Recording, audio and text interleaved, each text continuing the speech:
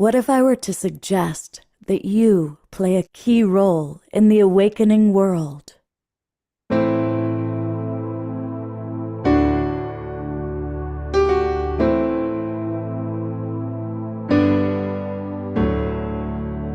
that you are watching this because you have heard the call.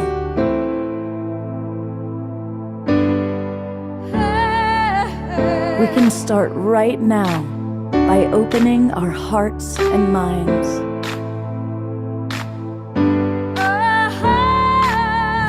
Welcome to the awakening world.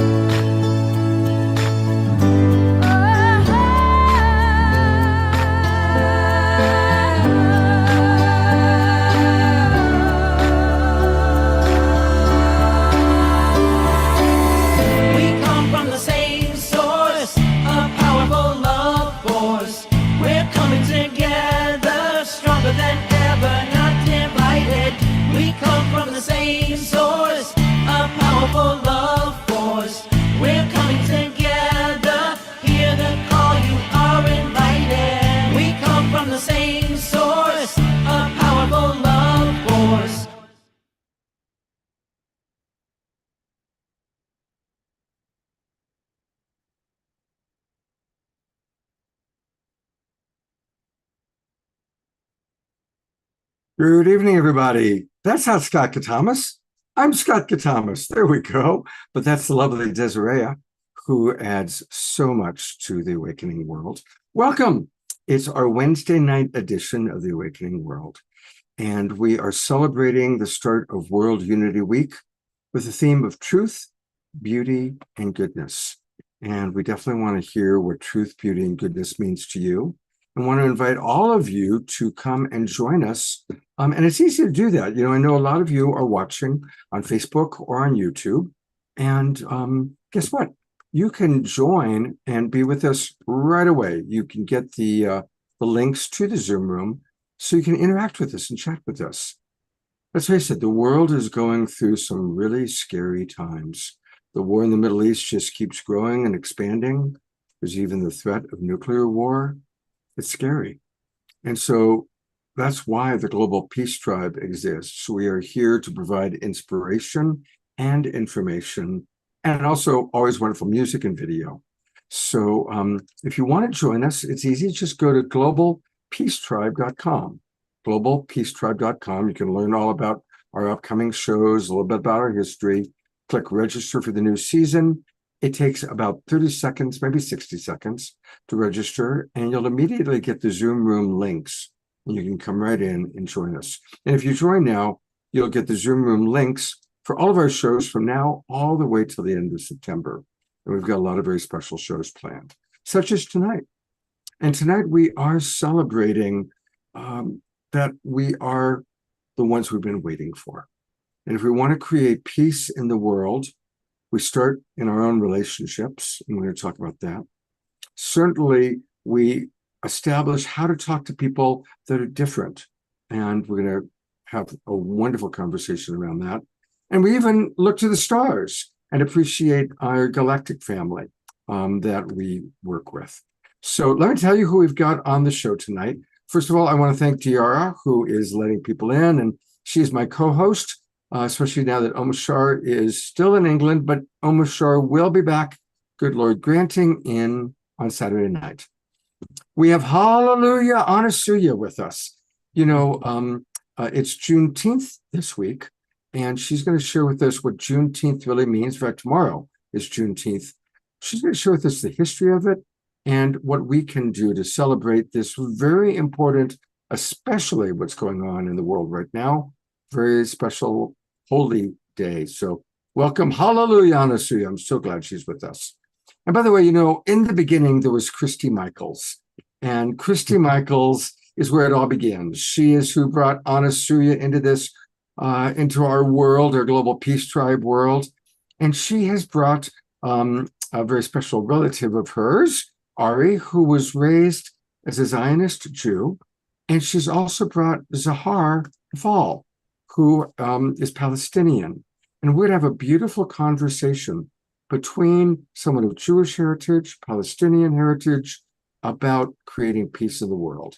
Isn't that a cool thing? We also are going to have a video from Omar Shar. He's here. And to lighten everything up, as well as provide his own unique wisdom, the one and only Steve Bierman, who looks very much like his identical twin, Swami Beyondananda, is going to be with us. So excited about that. And then we have pre-recorded videos from Becky Suzik letting us know all about World Unity Week, how to get involved, and Dominic Delgado, who is running the Interstellar University. So we start with our personal relationships, and we work on the global, and then we even work on the interstellar. So it's going to be a really fun show. And since Omar Shar's not here, normally we would start with an Omar Shar song. And I actually had one on video, but I was so touched by the beautiful video that we saw last week from Tatiana. I think it really sums up what tonight's show is all about. So we're going to start with that.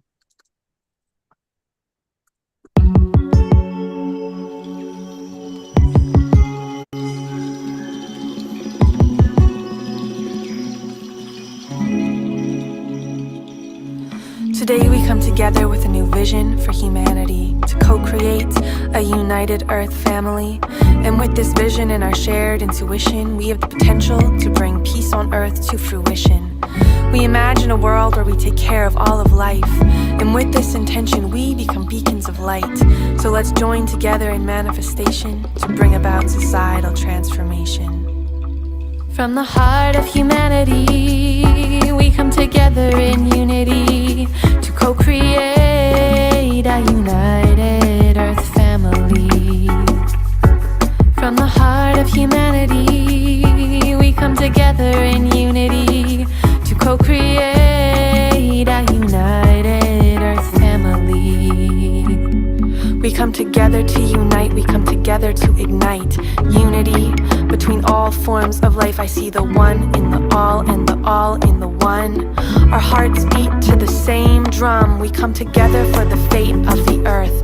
Every single one of us is needed to rebirth a new community, a new Earth family, a new reality and unity for all humanity. If we educate, we can innovate, create a blank slate for the world to co-create a new fate of societal change and renewal.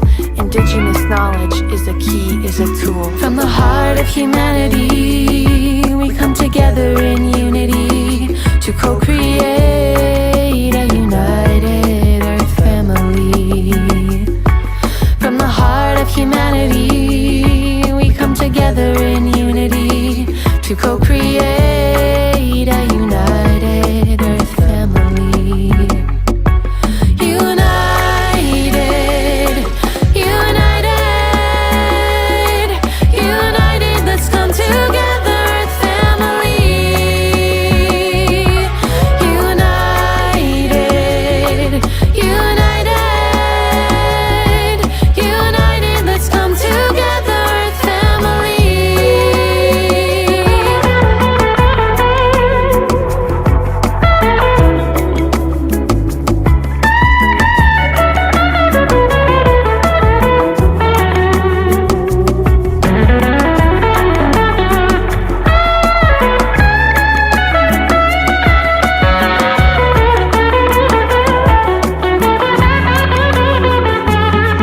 We are co-creators, we are innovators, we are change makers, pioneers and trailblazers, paving a path for an inclusive civilization to arise, a regenerative future for all beings, all life. We nurture cultures of peace and integrity.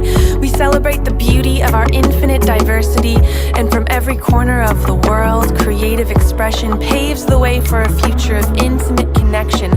The leaders of today, the leaders of tomorrow, we have seeds to sow, visions to grow, places to go, and now we know it's time for unity to co-create a united Earth family.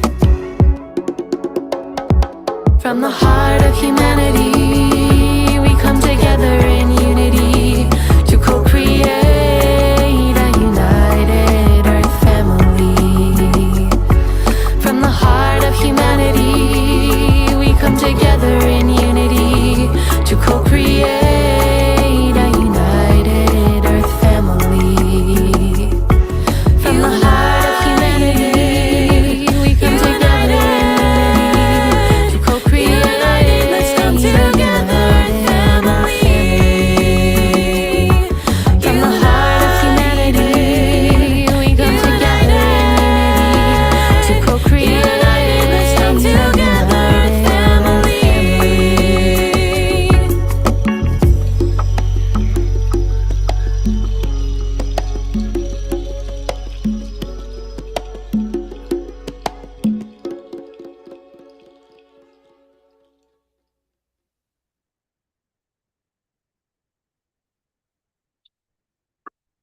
And a big thank you again to Tatiana Speed, who, of course, wrote the music, created it. I'm going to spot myself here. Thank you so much, Desiree, for what you do. It's awesome. I just love it. Thank you. So Tatiana Speed, who is one of our regulars, she was on the show the last 2 Saturday nights, and she wrote the song and she edited that video. She did an amazing job. All right, we are going to flow right into Hallelujah Anasuya, but I do want to read a few of the comments that have come in because I asked everybody, and I would still love people to write what truth, beauty, and goodness means to all of you. Trisha writes, so beautiful. I loved seeing this video when we heard it last Saturday. I feel hope that we can come together when I let your message in. Thank you. And R.E., who we'll be hearing from soon. Dr. Laura, people really enjoying this video. Tarina Joy, coming to us all the way from Ecuador, points out that today is Happy International Day for Countering Hate Speech. That's very relevant. And yes, Susan, lions and elephants are most loved. Okay, I'm going to bring up Hallelujah Anasuya. She certainly has become one of our favorite, most beloved luminaries, presenters, and you've been here many times over the years, speaking on different topics, but it's your first time with us on Juneteenth. And I really, this year when I wanted to do something on Juneteenth, I want you to know, I thought, Antoinette, no, she's already done that. Piper, no. Hallelujah Anasuya. You're the first one that came to mind. So I'm glad that you agreed. Thank you so much. Thank you so much for the invitation. What an honor. Thank you. Okay, so I'd like us to take a pause. Just close our eyes and just feel our heartbeats. Just feel the beating of our hearts, because it's so important to just pause and recognize the miracle of our heart beating, because it blessedly does not require any support from us to do so. Because I know if I had to keep my heart beating or the air coming in and out of my mouth, I would probably be dead, because I would forget. But divine grace keeps our heart beating and our blood flowing and the air moving in and out of our lungs. And for me, that's a miracle.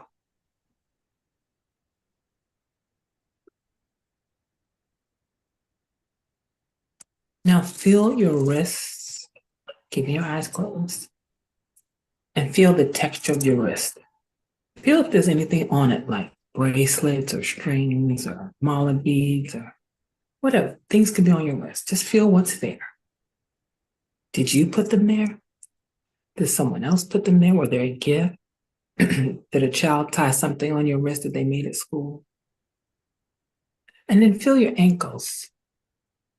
Anything on your ankles? Any kind of string or anklet or maybe a sock. And do you notice that both on your ankles and hands, there either is nothing or something you put there or something you allowed to be there, which was not the case for those enslaved for almost 300 years in this, union. It wasn't a country yet, but in the union, ever-growing union called the Union of States in America. What was on their arms were shackles.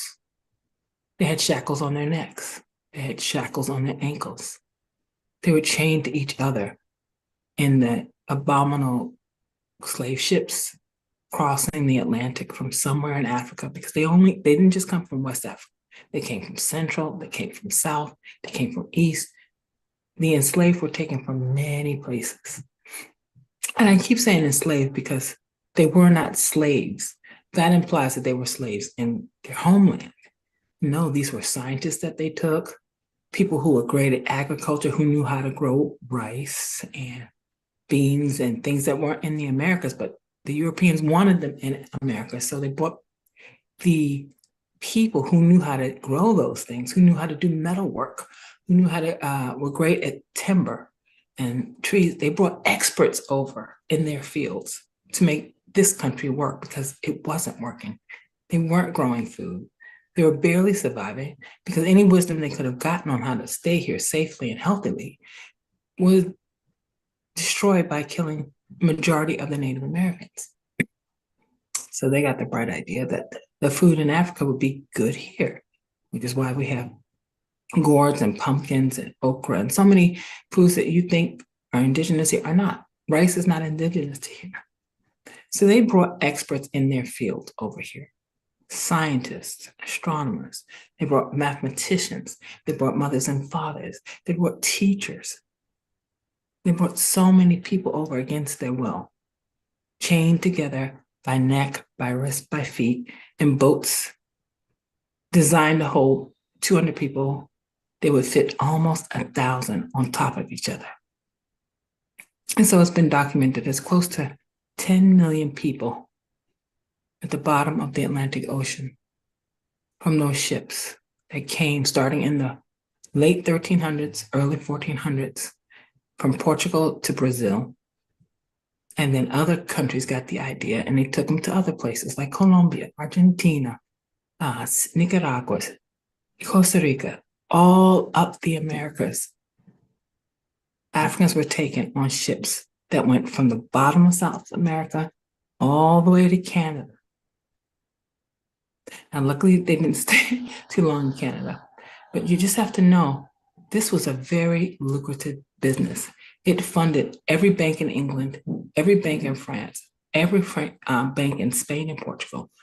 They got monies in the coffers from this business of transporting enslaved bodies and auctioning them off and gaining money from the auction and also gaining money from the crops that they grew, like sugar. It didn't exist in Europe. So many things. So it was beneficiary to so many people to have all of these Africans keep coming and keep coming and keep coming. And even when it was declared illegal to bring more slaves in, more enslaved people in, there were several captains who were paid on the down low to secretly go and get slaves and bring them back, even though it was illegal to do so. And that last boat that happened, that was called, it landed in, I forget what state, but it's the town is called, the village where they hid these people because they knew they came from somewhere. And so they had to come from Africa. They formed Africa Town after the emancipation. And one of the things that most people don't know is that there were two major ports that received enslaved beings for the Union. Charleston, South Carolina was the largest. Most ships from anywhere in Africa came to Charleston, and the second place was New York. New York. Supposedly a northern state, supposedly a free state, supposedly a place if you got to, you would be free. That is not true. We all know about Wall Street and it being the first stock exchange in the US, but you don't know that Wall Street was where the boats landed and delivered the enslaved to the auction blocks were right there on the pier in New York. So the first stock ever exchanged in the US were enslaved bodies. Not grains, not food, not anything else.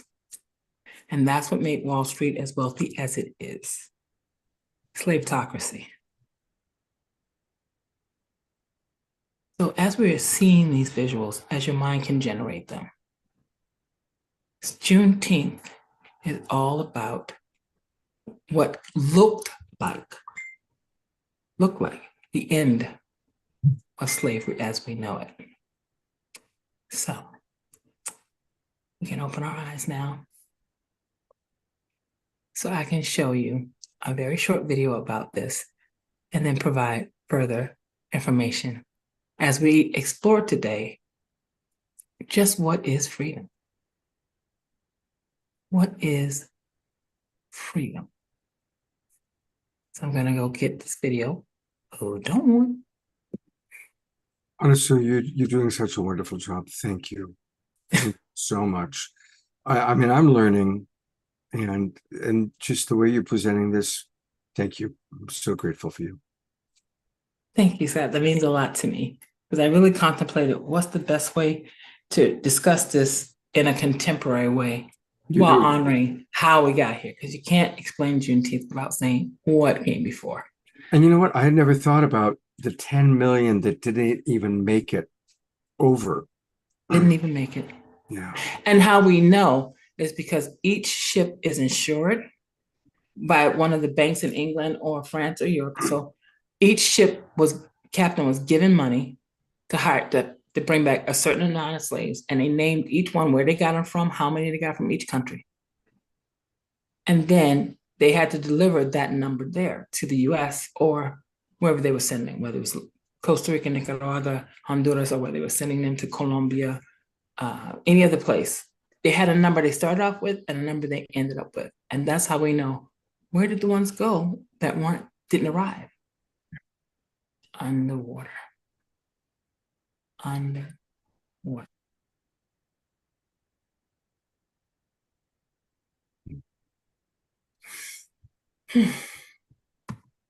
Hey, thank you for preparing this video. We're looking forward to seeing it. Yes. So it's a very brief video and it tells a very brief part of Juneteenth, but it's beautiful. So we'll just watch it.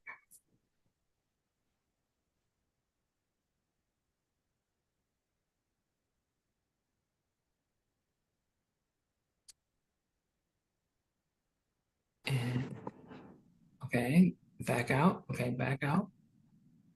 Okay, and we go.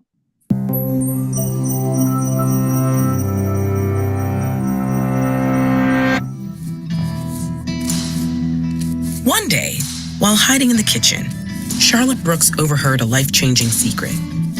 At the age of 17, she'd been separated from her family and taken to William Nealon's Texas plantation. There, she was made to do housework at the violent whims of her enslavers. On that fateful day, she learned that slavery had recently been abolished, but Nealon conspired to keep this a secret from those he enslaved. Hearing this, Brooks stepped out of her hiding spot, proclaimed her freedom, spread the news throughout the plantation, and ran. That night, she returned for her daughter, Tempe, and before Nealon's spiteful bullets could find them, they were gone for good. For more than 2 centuries, slavery defined what would become the United States, from its past as the 13 British colonies to its growth as an independent country. Slavery fueled its cotton industry and made it a leading economic power. 10 of the first 12 presidents enslaved people. And when U.S. chattel slavery finally ended, it was a long and uneven process. Enslaved people resisted from the beginning by escaping, breaking tools, staging rebellions, and more. During the American Revolution, Vermont and Massachusetts abolished slavery, while several states took steps towards gradual abolition. In 1808, federal law banned the import of enslaved African people, but it allowed the slave trade to continue domestically. Approximately 4 million people were enslaved in the U.S. when Abraham Lincoln was elected president in 1860. Lincoln opposed slavery, and though he had no plans to outlaw it, his election caused panic in southern states, which began withdrawing from the Union. They vowed to uphold slavery and formed the Confederacy, triggering the start of the American Civil War. A year into the conflict, Lincoln abolished slavery in Washington, D.C., legally freeing more than 3,000 people. And 5 months later, he announced the Emancipation Proclamation. It promised freedom to the 3.5 million people enslaved in Confederate states, but it would only be fulfilled if the rebelling states didn't rejoin the Union by January 1st, 1863. And it bore no mention of the roughly 500,000 people in bondage in the border states of Delaware, Maryland, Kentucky, and Missouri that hadn't seceded. When the Confederacy refused to surrender, Union soldiers began announcing emancipation. But many southern areas remained under Confederate control, making it impossible to actually implement abolition throughout the South.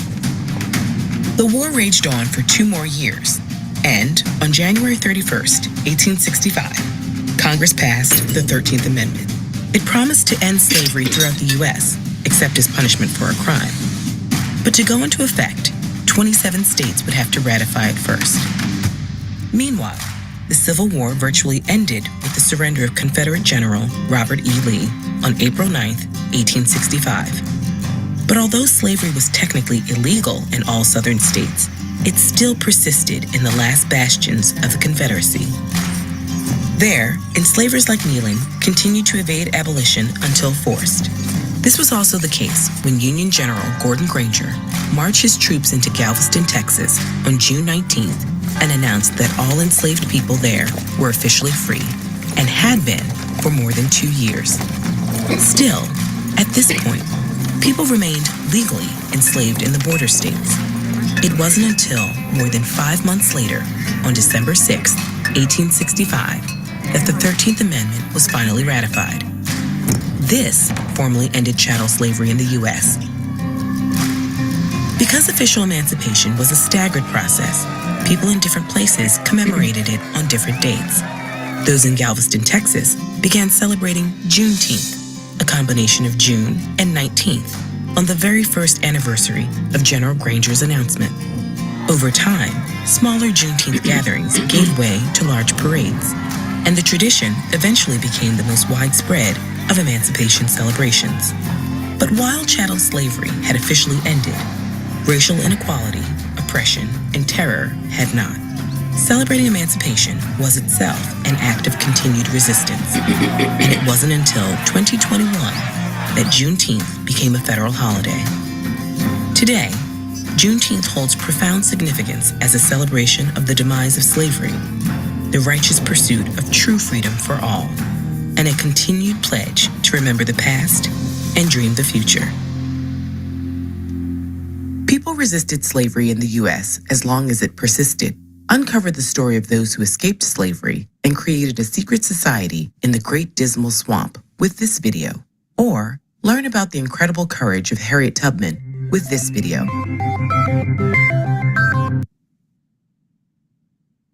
Wow.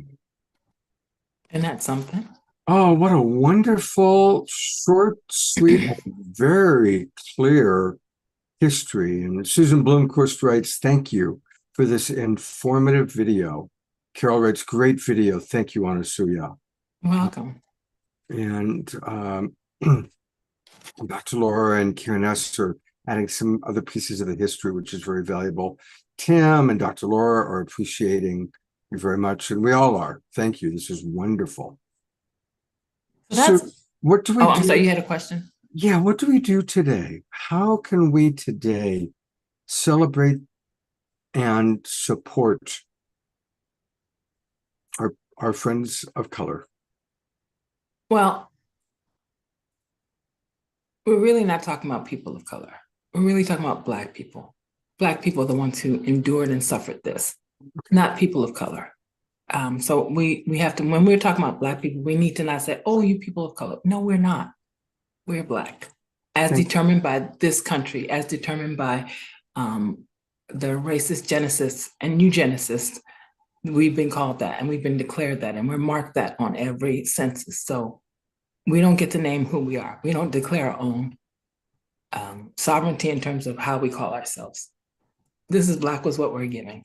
And that's an upgrade from some of the other names we were called that are horrific. So I'll take the upgrade. And, you know, just going back to New York briefly, we have that beautiful Statue of Liberty. What do you all think it means? My imagining is that it represents America as a place of new opportunity, and a place where people can pursue their dreams, pursue a better life. Right. Does anybody have anything different that they think the Statue of Liberty represents? Because what Scott said is pretty prevalent. But there are other opinions. Yeah, so if somebody has, raise your hand by going to the little clicking thing. By the way, Anasuya, we've got about 7 more minutes. Okay, just curious. Well, You can put it in the chat box. But the Statue of Liberty was given to America after the Civil War ended, and officially all of the millions of enslaved people had been freed. It was sculpted by a French abolitionist who fought hard for American slavery to end. And he built her, but her original arms had shackles hanging down from them, which is why I asked you what's on your wrist. And they knew, because it arrived very freshly after the Civil War, they knew half of the country would be pissed off if the Statue of Liberty in New York representing America had slavery bonds on it. So they said, we got to make some changes to it. So they took the chains off and hid it in her skirt. And there is one hanging down from her feet, shackles. So they just moved them under her skirt so that it comes down and you can see it at her ankles. And instead, what did they put? A torch in one hand and a tablet in the right, and some bullshit about what it stands for, but not at all the truth. And the abolitionist Edward was devastated, because that wasn't his intention. When it was received by the American abolitionists, they knew the intention. But white supremacy has a way of rewriting history, and it was instant rewrite, instant. So I say that to say that a lot of things that have been put out there about how the slaves are free and everybody could do what they want. But did you hear in the video it said all enslaved people would be free except when punished by the law, which became the 13th Amendment. And there's a beautiful film called 13, which is about the 13th Amendment. And that is the law that says any Black person, originally Black, and then they kind of tapered it down. Any Black person who was caught committing a crime can be enslaved again as punishment for their crime, which is why we had the chain gangs, which is why we had so many ways of punishing Black people who were either standing in some place where they shouldn't have been standing. Oh, that's a crime. You can't be loitering. Who were walking down the street and didn't get off the sidewalk when a white person walked by. Arrest them. That's a crime. They were filling the jails very much like they are now. This is the greatest place of slavery still existing. We have the largest prison system in the entire world, not the West, the entire world. We have the largest prison system, which means enslaved people. So we think people are free, but they found many tricky ways to keep slavery in place. And if you don't know it, for-profit prisons, private prisons, are manufacturing sites for Boeing, for Lockheed Martin, for many corporations. They get their labor done by by people in prisons. People don't know that. I don't know what you think they're doing in the prisons, but they're actually working for pennies, which is slavery, to make these billion-dollar rockets and planes and your clothes. Many of your clothes that you're wearing are made in prison, but they don't tell you that. So, my original question is, what is freedom? Because for us, it's very conditional, and the goalpost keeps moving. So what to do about it now, as they ban more books and destroy our history and the beautiful African-American history that was created by the Smithsonian by a woman who was the daughter of slaves. I want y'all to get this. This museum opened in 2016 by a woman whose parents were slaves, because I don't want anyone to think, oh, this is so long ago. No, my grandmother's parents were born in slavery, and they were able to see emancipation, I think when they were 7 or 8, but they were born in slavery. Slavery is not that far, because people have this illusion, oh, that's a long time ago. No, it is not. But they've gone into this museum that people have donated their family memorabilia on, their artifacts, shaped every part of our history in this US since 1619. And some even gave evidence of our arrival in the 1400s. That's a different subject. This president has gone into those museums, and all the hardest evidence of white wrongdoing, he has removed every piece of evidence. Talk about erasure of history. So banning books, erasing history in museums, closing all access to the truth. It's just and I found out this morning that 25 million people that Trump had redone 2020 census to take 25 million people who are mixed race and said they were mixed. He took them out of that category and put them in the white category. So the population of white people was one number in 2020, and as of this week, it's doubled because he wanted more white people, wanted the country to be majority white. Oh, never mind. This is not funny, but this is what I'm talking about what's happening today. And what we can do is, one, really encourage people to read more, exchange books. If they have any books on history, excuse me, especially Black history, get them. If you have Black friends, because so many white people I met do not have Black friends, but if by any chance you do, who have Black history books in their family that are heirlooms that have been passed down, ask to read them. You still can get any book online. You might have to read it online. You may not be able to get it shipped to you, but you still can get access to every library in the world because of the internet is that effective. So don't deny yourself history. The most important thing is to be educated, because they are making this country dumber and dumber and dumber intentionally so that they can be easily controlled with fake news and lies. So you have to inform yourself on what has happened. What role did your family play in it? Because it's a lot of gray in there. It's a lot of gray areas. There's no black, white. There's a lot of gray. You know, in our families, we might have one uncle who was part of the Confederacy and an aunt who was part of the Underground Railroad. All families say that all mixed together. So what role did your family play?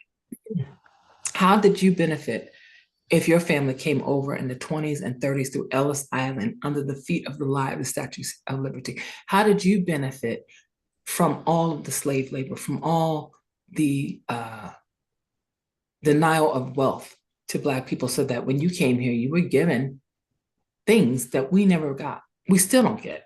The Ukrainians came over and they got a house, they got cars, they got a job, they got insurance, health benefits right off the boat. Black people still haven't been given those things to this day. So what ways did all those waves of European who came over in the 20s, 30s, and 40s, and 50s benefit in ways that we never have and never will? We have to start thinking about how it's systemic and structural racism. And it's systemic and structural in how it keeps Black people always at the bottom. No matter what we do, there are always a few that escape, and people say, oh, well, what about this person? What about? They're millionaires. That's great. But the majority are living in segregated towns, as in cities you think are like Berkeley or Oakland. You think they're all liberal, all mixed together. No, they're still segregated because of redlining. They're still living in areas where they have dump sites for waste. They're still living in areas with poor air conditioning. So most of these children have asthma and all kinds of things because of their environment. They're still in food deserts in these neighborhoods and these integrated towns. They're not the same. You can be in the same city and live completely two worlds, and white people are oblivious to that because it doesn't affect them, so they don't have to. So when they go to vote for what happens in the city, they don't think about, well, how are those poor Black kids surviving? What's in their schools? What are they being taught? How are their books? Are they better or less than ours? Who takes the time to find out where is the harm being done around you?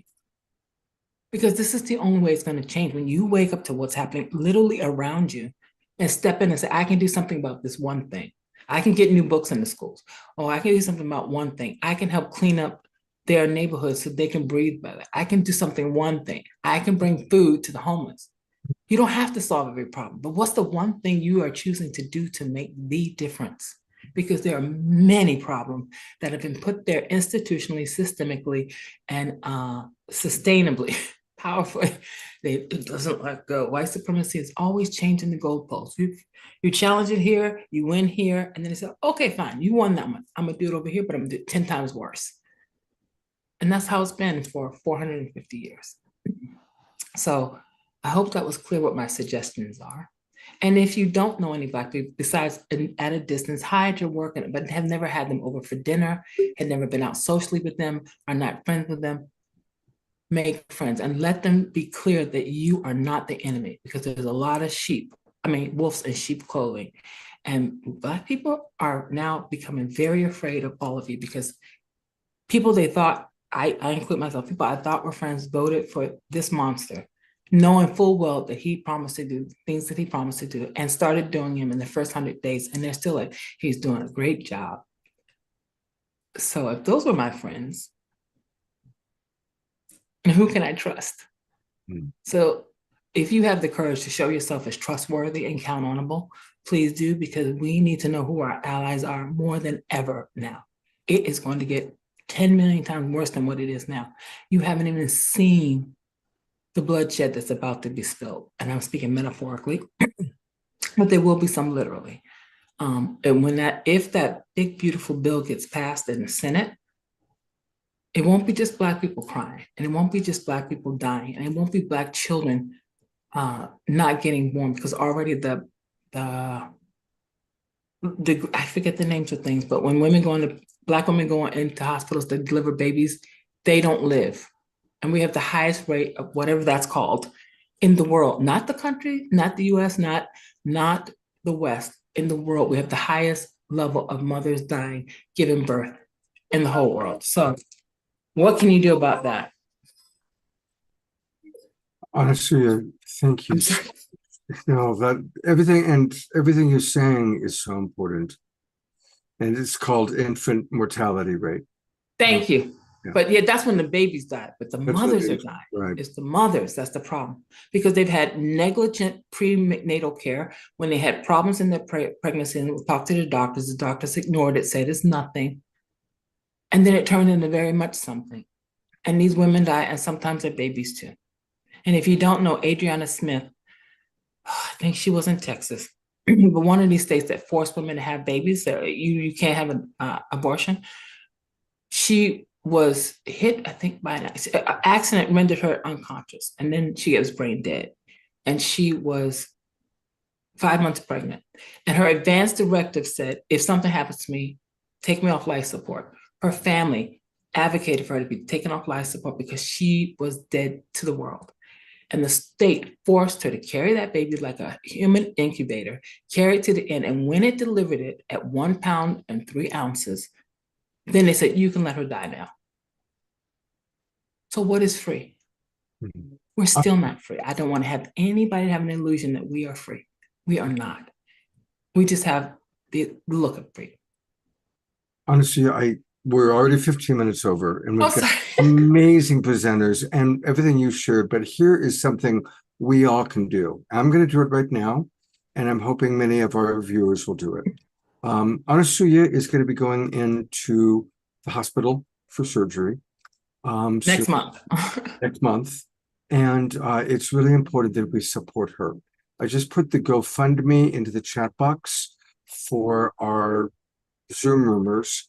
For those of you who are watching on Facebook or YouTube, all right, let's show Anasuya. And she didn't know, by the way, that we would support her in this way. This is a surprise. It is. But please, if you just go to GoFundMe and you pop in Anasuya, make sure it's this way, because there's 2 GoFundMes for her. There's 2. So make sure you see Ashley Merritt under my face. Ashley Merritt is the organizer. That's the right one. Great. And I also want to remind everybody, when you're donating, and I'm going to donate $111, which is kind of what I always do. Thank you. So notice, everybody, down here, you don't have to, there's a little toolbar that is where GoFundMe gets its tip. You can take that toolbar and you can slide it all the way to the left.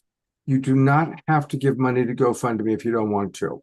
So just when you make your donation, go in and do that. I will complete this because I don't want people to see my credit card, which happened. What? You don't? Before. That happened once before. So not that anybody, I think, abused it, but hallelujah, Anasuya, wonderful. I want to also point out one other thing I should say, that she has a lot. This is, even though she's got some very serious health issues, she is a busy woman, and there's all sorts of things you can find on her Linktree. I think most people know now about Linktree. It's LINKTR hallelujah, Anasuya. And that's where you can find a lot of her wonderful offerings.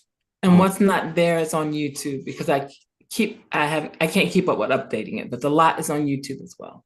Okay, And great. I thank you all from the bottom of my heart for being so present, for being willing to be here in this tough conversation, to be willing to hear things that you were never taught about, and you ain't never going to be taught about unless you look for it.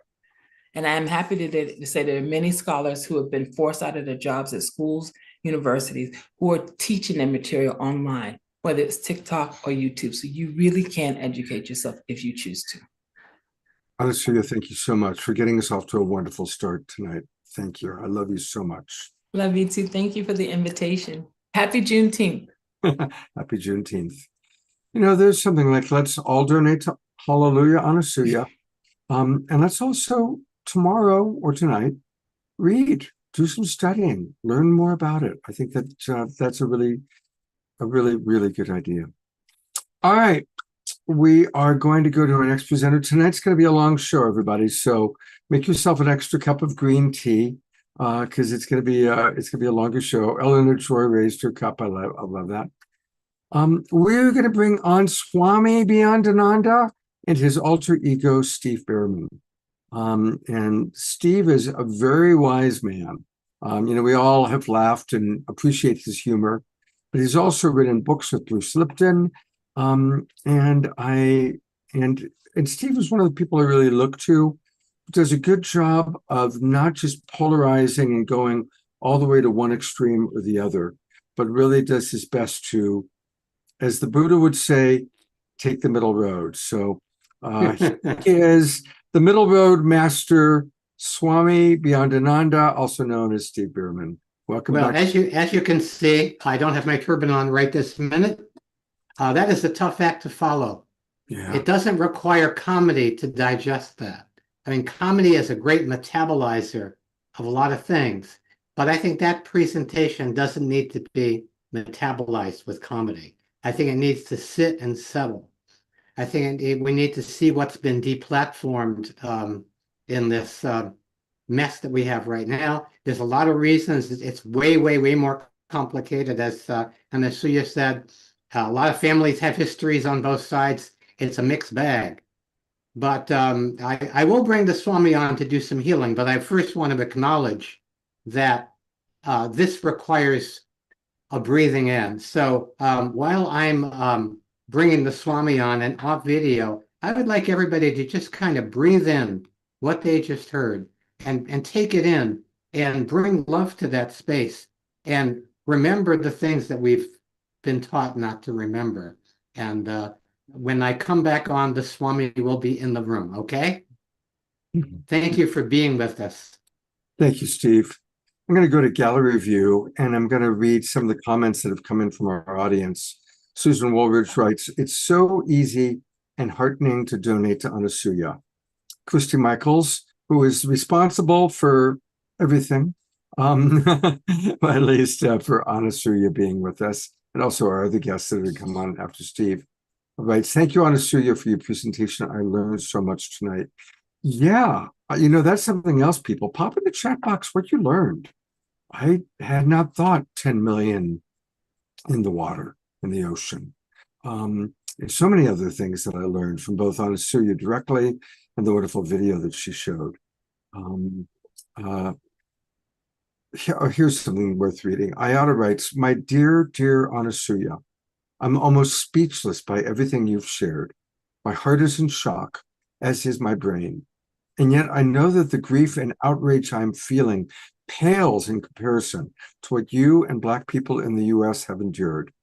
I always knew the situation was bad, but I'm learning so much more since the new administration in DC. You were so right. We never were, nor are we being taught about this. I applaud you for your courage, strength, clarity, and capacity to teach in a profoundly impactful way. I will be sharing this information." Beautiful. I think what Ayada wrote really sums up what many of us are feeling. Thank you very, very much. Dr. Laura writes, "Perinatal Mortality is the term. That is such a sad story about the Texas woman. I'm blessed to live in one of the most diverse communities in the US, Rogers Park, Chicago. 80 languages spoken in that area. And Dr. Laura also writes, Anasuya, maximum grace to you for full healing and perfect health. And then the last one that I'll read, and then I think Swami will probably be ready, is from our beloved Connie and Andrew, who just writes blessings and gratitude to you, dear Anasuya. So Anasuya, I hope you're receiving this love that we all have for you and this appreciation. Thank you so much. All right, there he is. Everybody take a deep breath, everybody. Breathing is the key to long life, by the way, because when we breathe in, we inspire. When we don't, we expire. So very important to keep breathing through all of this. And you know, this is this is a very, very specific tale of the inhuman kindness as opposed to inhuman unkindness. This is a universal thing. And I'm looking at what is the real problem of our species. And racism is a big problem. It's a huge problem. But even bigger is eracism. Eracism is when one race wants to erase another race. And then the race that is going to be erased says we have to be in a race to erase the other race first. And so there we have an entire world on the eraser's edge. And so part of the backing off of the cliff of all of these things is recognizing that each of us is part of this one singular humanity, no matter what, one human heart that we all share. Very, very important. We're all one with the same one, the universal oneness. The universe has us surrounded, might as well surrender, and we surrender to the power of love, because that's really all there is. When all is said and done, that is what the power there is. Now, for many, many years, I've had a mission. I call it Non-Judgment Day.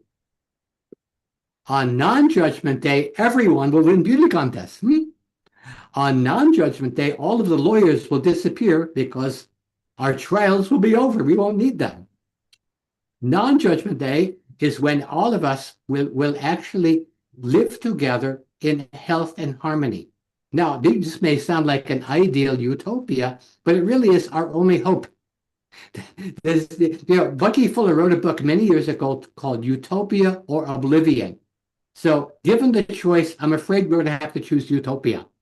We're going to have to choose a world that actually where people work together. So I'm going to sing a little song about Non-Judgment Day. It was written many years ago. Some of the references are kind of old, but some of them are very pertinent. If we treat everybody the same, there'll be nobody left to blame. Gotta forgive if we're gonna forgive. Give everything we've been given to give. Not an eye for an eye, it's live and let live. On Non-Judgment Day, on the day non-judgment dawns, I know that everyone will just get along. Arabs and Jews will be pals in Palestine.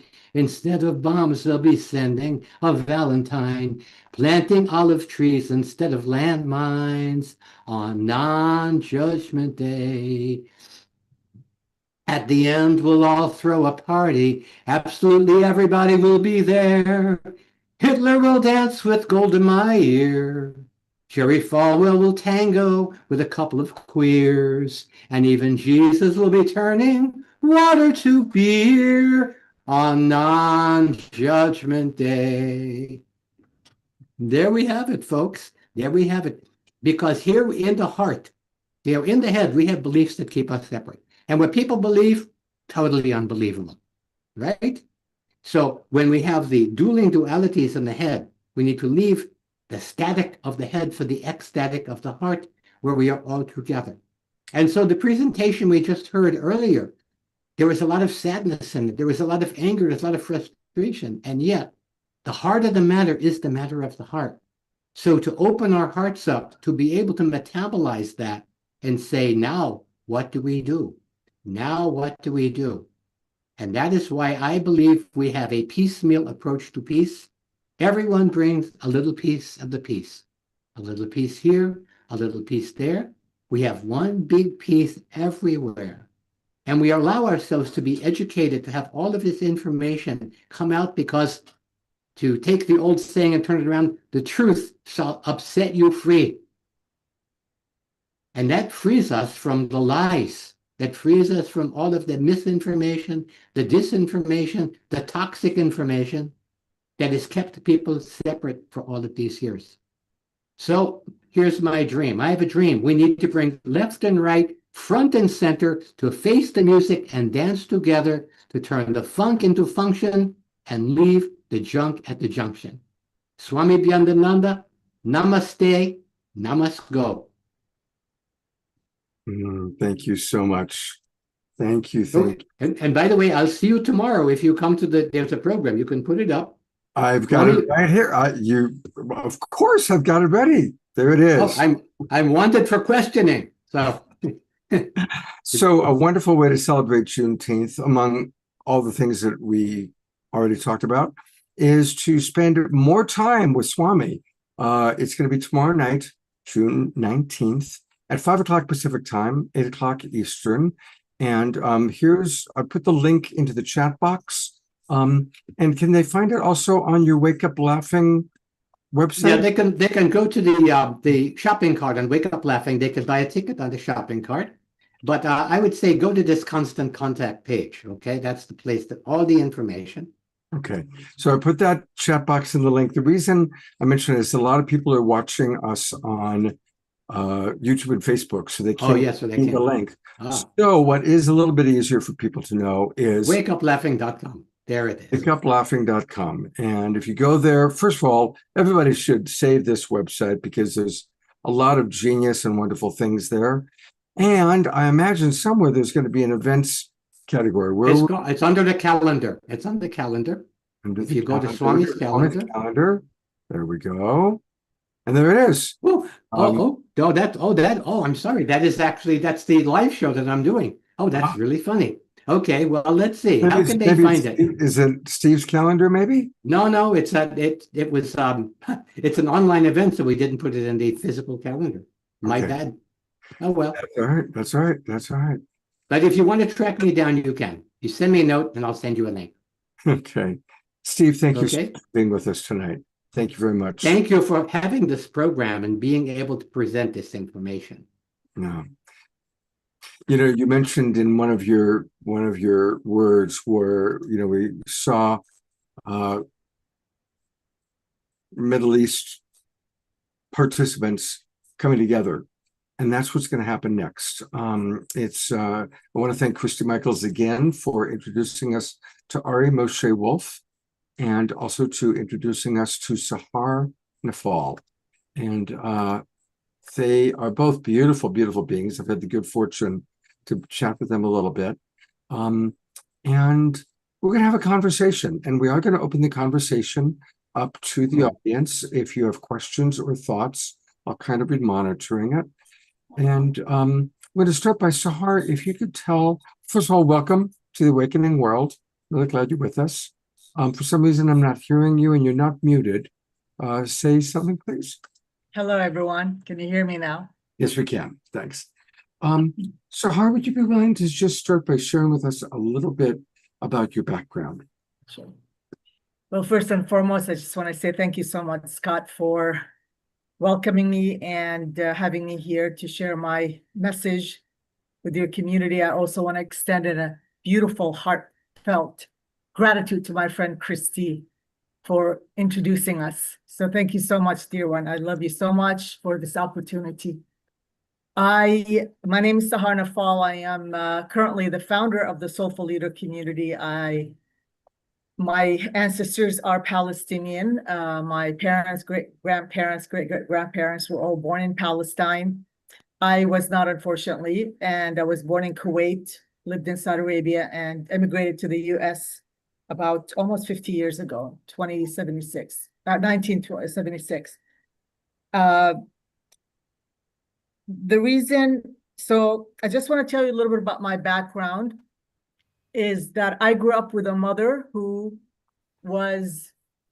She passed almost 15 years ago now. She was a Palestinian activist, and I'm talking about really an activist who worked really hard to speak on behalf of the Palestinian people. She was an author, writer. She received numerous awards for peace. She also spoke on behalf of the Palestinian, mostly Arab women. She has contributed so much of her gifts with so many communities.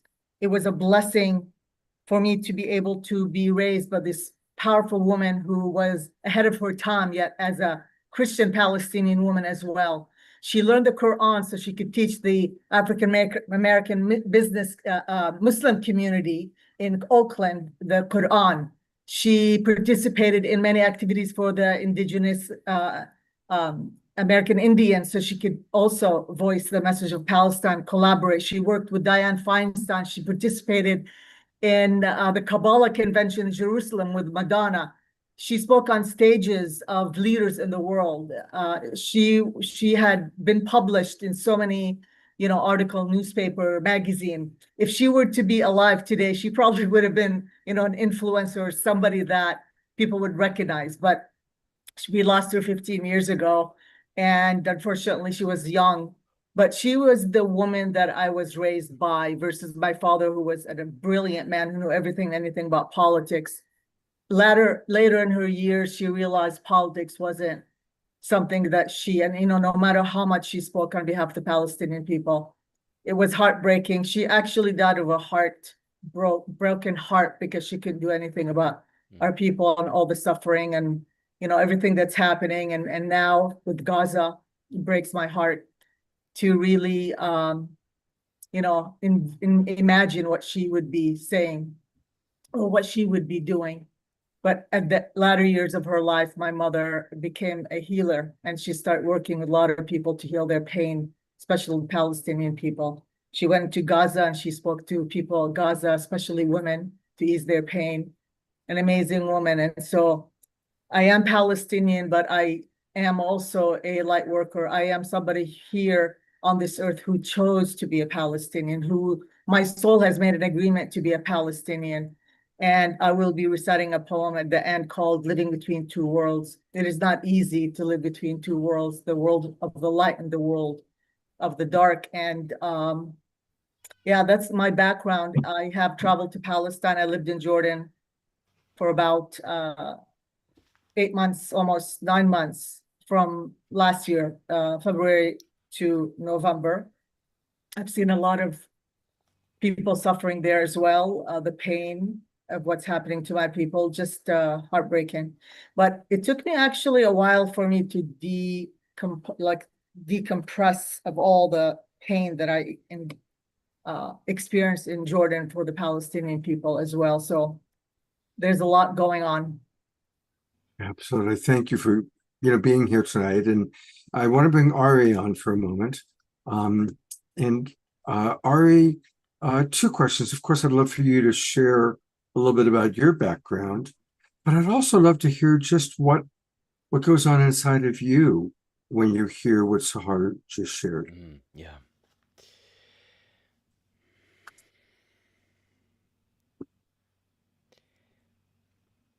I feel this deep sense of what you are sharing, Sahar, and your own personal familial connection. I think you're a little soft. You're the this is better, right? Yes. Yeah, okay. My kids came in and moved things around. Your personal, direct, intimate familial connection with Palestinian people and the people of Gaza. That speaks deeply to me because I know from my own experience what it's like to only think about my people. How easy it is. And I thought about this, Anasuya, when you were sharing as well. How easy it is to not really feel empathy or care or concern with them. But it's always important when it's us or someone we love or someone we care about or someone that is in our family. But as long as our heart isn't in it, it's easy. Just yeah, it's over there. It's their suffering. And it strikes me too how growing up as a Jew in a very Zionistic kind of culture, I never thought of it as a Zionistic culture. Now it's in retrospect. Well, of course it was. I mean, it was very much like this ideal of Jews ideally should go to Israel. I went to Israel after high school. It's a thing that everyone did. How there was never any kind of education about Palestinian people. I only learned literally the word Nakba in my adult life. Never knew about that phrase or that term. It was Israeli Independence Day. And it was absolutely meaningful for me throughout my life, starting when I was maybe 21 or something, when I actually met my first Arab friend, when I was living in an illegal settlement in the West Bank and witnessed things that were sort of cause for pause. Like, wow, that's violent. That's really heartless. And seeing things that impelled me to consider, where do I stand in all of this? And so for me, it means so much just to, when we talked on the phone last week, just to make this connection, just to be invited to share this space with you. It feels like this is what my soul needs. This is what the world needs. And I'm not like, I don't have any special story. I'm like many other people, just a Jewish guy in the United States. Like, it's like a common person from that perspective, at least. But now there's an extra layer of meaning in me being a Jew, because I'm deeply impelled and I feel the deep calling right now for myself and others like me to get out of our ethnocentric bubble. And same for the message that Anasuya is sharing with us all. And it's so easy when the suffering isn't to our people to give into the lies that we're taught. I grew up not really feeling, understanding, or care, or empathy for Palestinian people, for kind of hating them, fearing them. They're terrorists. And so there is propaganda and stories and perspectives that, just like white people here in the States grew up learning about Black people and their intelligence or capacities or their violence, or they're the ones who do the crimes, or Hispanics, where these are all the people that are bringing the rapists and the murderers to this country, or they're taking all of our resources, inhumane, dehumanizing. Well, the Palestinians, they'll blow up their kids. They're like animals. They're not as ethical as the Israelis. They think differently. There is a point, just a few months earlier in this year, where I began feeling impelled to speak more vocally on my own platforms. And I began receiving a lot of these comments around like, well, ask this, how many of them support Hamas and how many of them would willingly blow up their child? I'm like, let me just Google, and search around for I wanted to find the name of one Palestinian person in Gaza that actively and vocally loves Jewish people. And I found many. And I've made friends with several. And so this has been an important process for me in humanizing people and then being able to educate and share these teachings with the world, because this is exactly what we're needing right now. Thank you. I also want to share with you, prior to 1948, there were Palestinian and Jewish people that lived together. They married each other. They loved each other. They were neighbors. They worked. And I want to share a story of my father. He, before he passed, I had the opportunity to spend the last maybe 4 or 5 months with him, and he had dementia. And so he remembered a lot of the history. And I asked him about his upbringing when it happened, 1948, when the first occupation of Palestine. And he said, my grandfather, Elias, actually worked with 2 Jewish partners, business partners equally. And he gave me the name Shafiq and Eliyahu. And he said they were like my uncles. They would come over and they would have dinner together.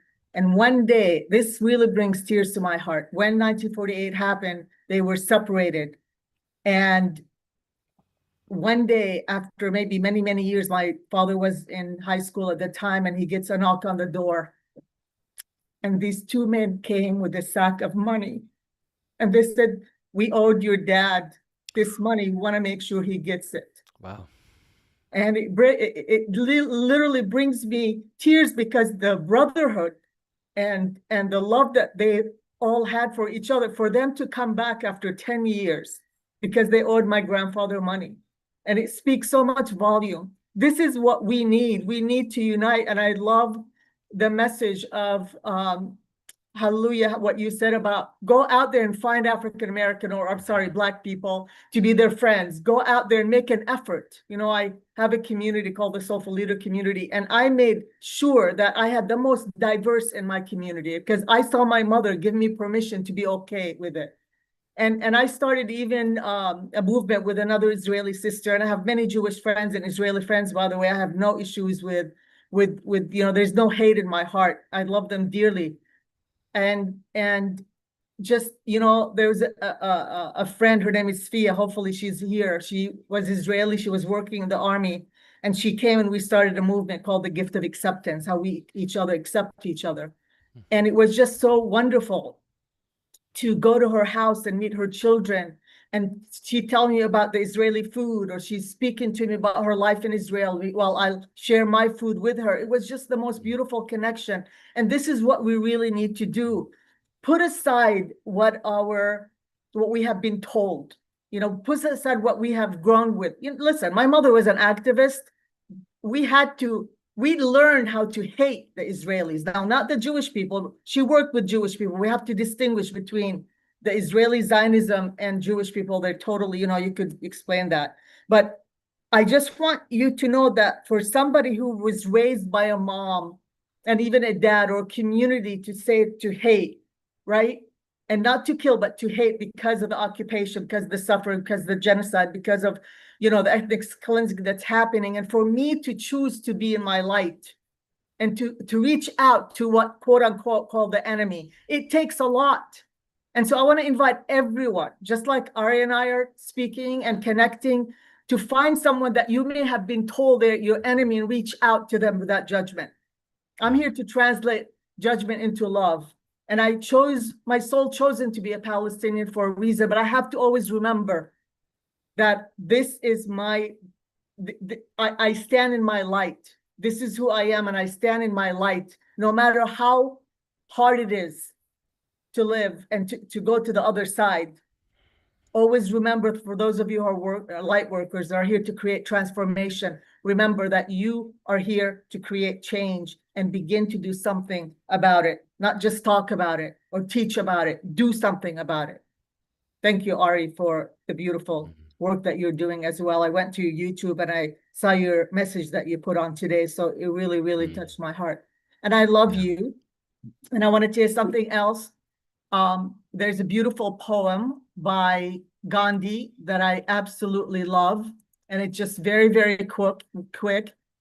If you don't mind, I just want to share it. And this one is for Ari and all the Israeli people out there. I offer you peace. I offer you love. I offer you friendship. I see your beauty. I hear your need. I feel your feelings.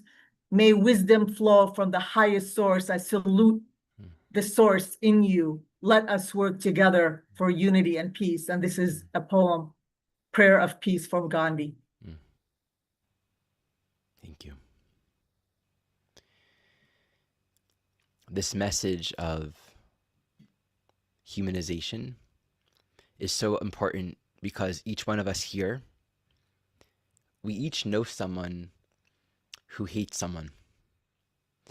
I have family members and friends, we all see it on Facebook, where there is total justification and celebration of much of what is happening in the world, be it here in the US or in Gaza or in the West Bank.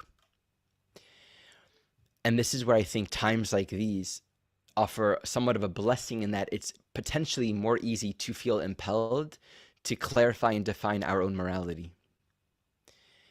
I personally see, and astrologically, I've taught on this on my YouTube channel. I'm an astrologer. That a lot of the developments that are happening now, here in the U.S., but also in many ways globally, mirror much of what was happening in the 1930s. And I speak about the development of the dictatorship in Germany in the 30s. And you think about what it was like to, be a white German you know, non-minority, not Jewish, how easy would it have been? I've been wondering about this, and I don't have an answer. I don't know enough people to talk to. How easy would it have been back then to live a normal life while millions of people were being killed over several years?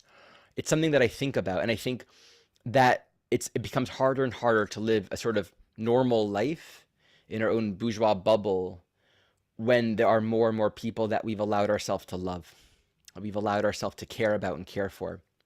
Some of the most important, impactful experiences. I mean, my partner Michelle is also an astrologer, and she said there's a woman from the West Bank in this group that I'm facilitating. I'm like, oh, cool, West Bank, and I looked at her name, Diana Salkan. I'm like, that's an Arab, and so I meet her, and she is an astrologer studying the same evolutionary astrology modality that I practice in Ramallah. And I'm like, wow, there's a Palestinian astrologer that exists. That's cool. That's more human than I thought. It just the more we open, the more real it is. There's a man named Ibrahim. When I was 20, I was in the Dead Sea in the north, and I was hitchhiking, and this Arab tour guide invited me to come into his van, and I was hesitant because, you know, he's an Arab, and I don't know if I'm safe. And he saw that. He's like, I'm not going to kill you. So I get in the van with him. And he talks to me about all these rabbi friends that he knew, some people that I knew. He brings me to Eastern Jerusalem and talks to me about what it's like to be an Arab, what it's like to be a Palestinian man, how there's sort of this ambiguity around his own citizenship, a diminishing of his own human rights, just being a Palestinian man. And it was the first time that I ever had that encounter. Many of us aren't as lucky to get to love someone that is going through struggles that we may otherwise never know about. And I just want to really, you know, seal this message. I come from a family, my grandmother left Nazi Germany. Her parents, her entire family was killed in Hitler's Germany. So myself and many of my Jewish brothers and sisters, we carry this imprint of we're not safe. Someone's going to get us. We're almost on the guard for it. And don't we all kind of know what that's like, even like on interpersonal relationships where we've been hurt and we're afraid, we have to be protected. And if we open up and if we care about another, we're not going to be safe. And so then history repeats itself. And we become blind to the patterns repeating itself in a different clothing, in a different cloak, in a different form. And I just think it's so important that we catch that and we see that. Caring and loving one another is possible. It doesn't matter even what our political views are. Just have compassion that there are children that are dying, that are being orphaned, you know, to care about that. It starts there. Then that changes our political perspective, right? There's like a cognitive dissonance with our political views and then our compassion. And eventually we have to kind of bring our politics to our heart.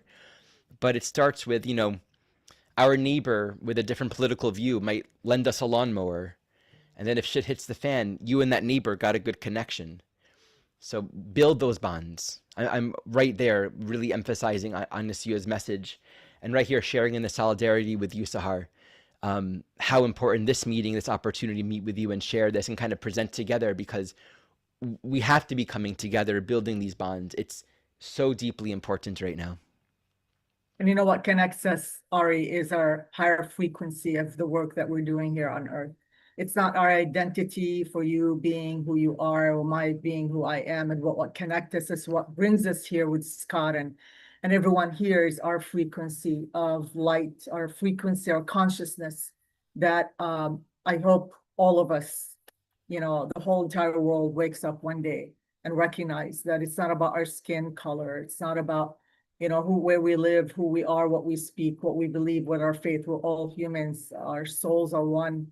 And everyone is as one. And this is really what I'm really focusing on, helping, you know, leaders or light workers that are really engaged in all the political, and now don't get me wrong, there's a lot of light workers that are doing activist work, and which is wonderful, but we have to be really mindful. If we are here to create transformation, we need to walk the walk and talk the talk. We have to do our inner work. We really need to remove all the layers of, you know, our ancestors' wounding and pain, remember them and love them and appreciate them and send them love, but not to walk their destiny in pain and suffering. We're not here to suffer. We are here to bring more light to this beautiful earth. We are so gifted that our soul have chosen this time to be here on earth, and to remember that we have to stay and remember who we are. We have to remember who we are. We are light, and it's not easy. You know, who I grew up with, it's not easy. But I just want to say thank you for showing up, Ari, and being who you are, and you're shifting and changing, and the way you're saying things, that I'm hearing you. I'm hearing your heart. I'm hearing who you are. I appreciate you. And I would love to share my, it's a 2-minute. Is that okay, Scott? Yes, Sahar, why don't you share that? And then we're going to have Ari's going to sing a song. And I'll Okay, let people know how they can reach each of you. We'll go to your websites. But thank you. please go ahead with your channeling. Beautiful. So I channeled this in October 2023. And it's called Living Between Two Worlds. It was the time when I tapped into an idea of how my identity as a Palestinian would no longer exist. And so this is what I channeled. There is the world of the ego, of the identity, of the thought and the emotions, the world of the personality that creates our personal reality, the world where we want to fight for justice, demonstrate with judgment for our freedom and for our suffering, the world that screams for peace and fights for the innocence and resists the unfairness of the separation of humanity, the dark world that we can easily be entangled in, manipulated into believing the untruths, and the world of the dark lower frequencies. Then there is the world of the highest dimension, the world of the heart, compassion, kindness, and love, the world that unites us as one, the world that quiets our minds, that communicates with the divine, the highest guidance, and the angels up above. The world of the evolved human beings committed to their calling, their purpose, and being of service to humanity. The world where we meditate and send love, light, and prayers of healing to all who are in pain, no matter who they are. The world of the highest vibration where love's frequency is expanded, compassion is the religion, and oneness is our language. The world where there is no enemy, no war, and no hunger. That is the world that one day I envision every single human being will be living. It is the world with no boundaries, only community, one community on earth. Yes, it is not easy to live between two worlds, but there's much more light in the world that our souls has chosen, in the world where we thrive and evolve together as one human. Let us envision this beautiful world as a reality. One world, one human, one love, and one light. There's no space for anything else to enter. I'm choosing to live in this world, even at times like this, when it's not easy. And will you join me? Thank you.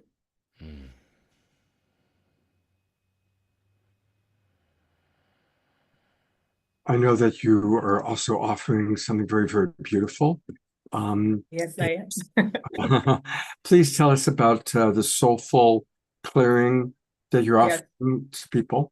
So one of my gifts that I received from my Palestinian ancestors is the gift of healing.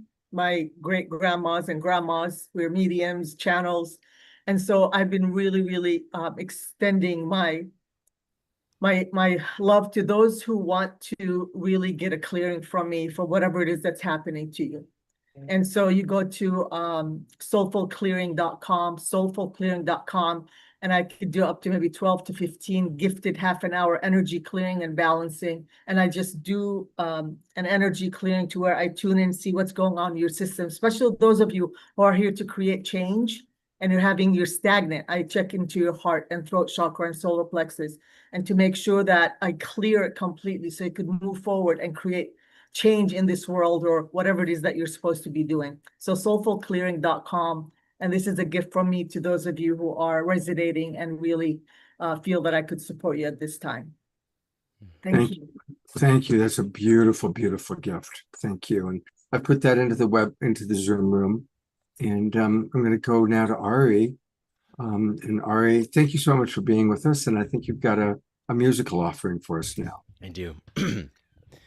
All right, this is a melody from Rabbi Shlomo Carlebach, who was a friend of Ibrahim. And by the way, a year later, I was living in Massachusetts. I met a woman, a Christian woman, who actually introduced me to A Course in Miracles. And she was showing me pictures of a trip where she went to Israel. And guess who her tour guide was? That man that I hitchhiked with from the Dead Sea. And I, later learned he's actually a really well-known peace leader.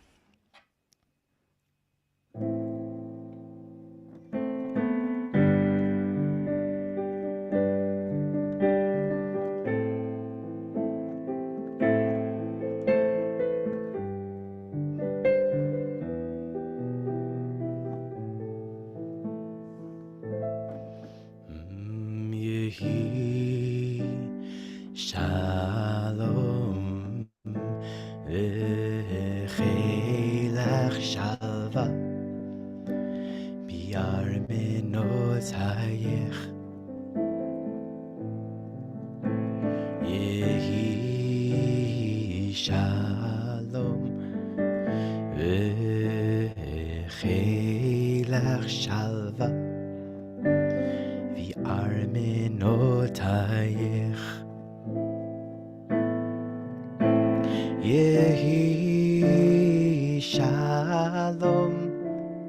v'chelach shalva v'armenotayich Yehi shalom v'chilach shalva v'armenotayich Yehi shalom v'chilach shalva v'armenotayich Yehi shalom v'chelach shalva v'armenotayich Yehi shalom v'chelach shalva v'armenotayich Yehi shalom v'chelach shalva v'armenotayich Yehi shalom v'chelach shalva v'armenotayich na na na na na na na na na na na na na na nai nai nai nai nai nai nai nai nai nai nai ai nai nai nai nai nai nai nai nai nai nai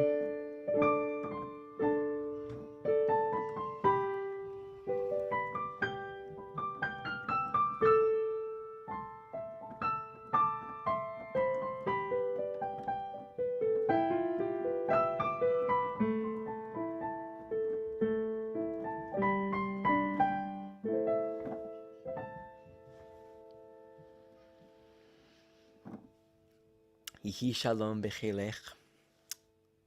There shall be peace in your cities. Shalva ba'armenotayach sa'a. Serenity, relaxation, wellness. In all of our dwelling places, it shall be. We're going to go to gallery view and let's all twinkle Ari and also Sahar for this very, very, very beautiful demonstration of peace and listening to each other, radical acceptance. Thank you so much. I want to let people know how they can connect with Ari. And it's his name, actually, his website. It's ARIMOSHE.com, arimoshe.com. And I've got it here. And Ari, is there anything you'd like to make sure the audience knows about as they look at your website? Yeah, I offer evolutionary astrology readings looking at the natal chart, your astrology chart, as a way to understand how we as a soul have created this lifetime to serve our own ongoing evolutionary work. So it's all about serving our own empowerment and cultivating knowledge of how we can meet our life from a more clear and soul-centered place. I have a YouTube channel, put out teachings and lots of classes and products for those that want to learn this work or study it or begin to integrate it in your own life. Thank you very much. I'm going to bring up Christy because she was who introduced me to both of you, and bring Sahar up one more time. And let's just all give a Global Peace Tribe twinkle and appreciation for this beautiful demonstration, this beautiful connection. And I want to give Christy a moment to share about her upcoming Magdalene event, which of course we're going to strongly be supporting. And you can learn all about what Christy does and what she's about to share at gospelofmarymagdalene.info. Gospelofmarymagdalene.info. And Christy, what would you like for our audience to know? That we are stronger with the love that we have than any bomb that's dropping. We just need more of us. And actually, the statistics are we need 3.5% of the population aligned with the Global Peace Tribe thinking. And so I'm dedicated. I was so thrilled when I found out Sahar was back in town. She's been in the Middle East for 8 months, really in the trenches, boots on the ground, you know, helping women, supporting women. She's awesome. If you go have a clearing with her, she's amazing. And of course, Ari is the father of my grandbaby. And he is such a great father. It's not an easy job, but he really shows up and shows his love and his kindness and his peaceful heart to his rambunctious little toddlers. So I'm very grateful, Ari, that you're in my life and that you are the man that you are. And I loved your message, and thank you, Scott, for you should be up here too, Scott. Because Okay, well, and I especially wanted to just remind people about the Magdalene Feast Day.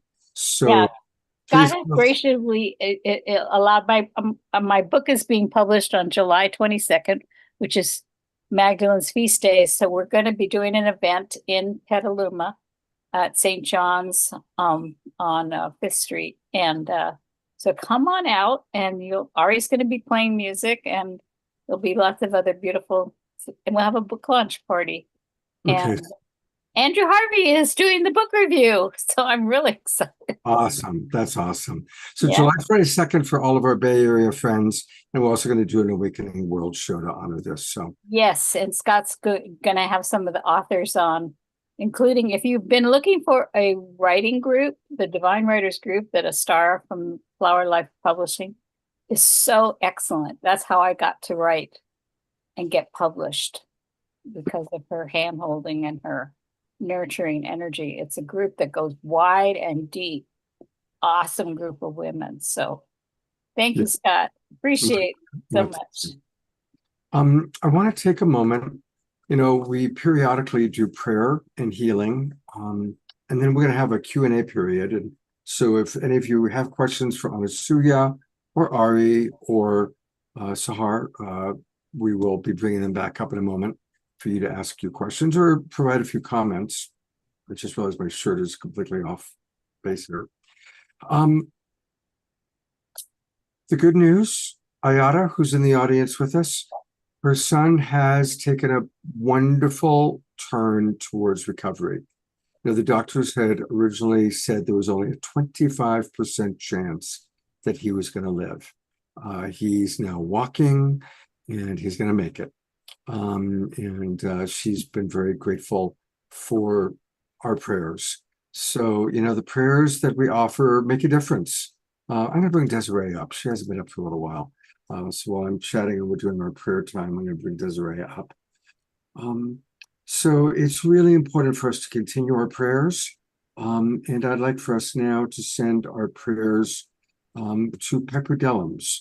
Beloved Piper sent me some messages. In fact, here, I'll pull up a picture of her.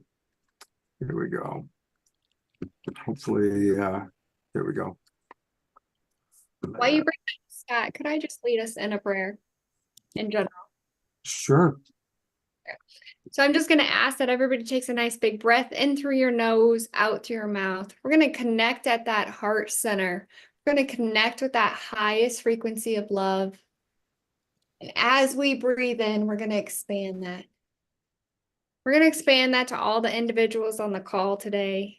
Expand that to all the people that are watching, to all the people that need it in the Middle East, whatever's in the highest good, to bring that love and that peace to those individuals.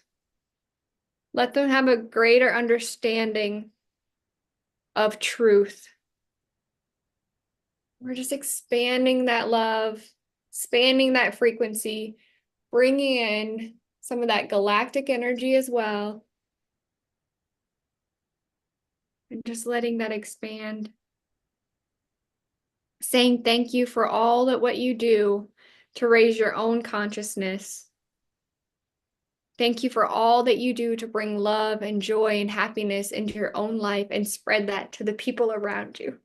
Wow, that one's deep. So thank you for that.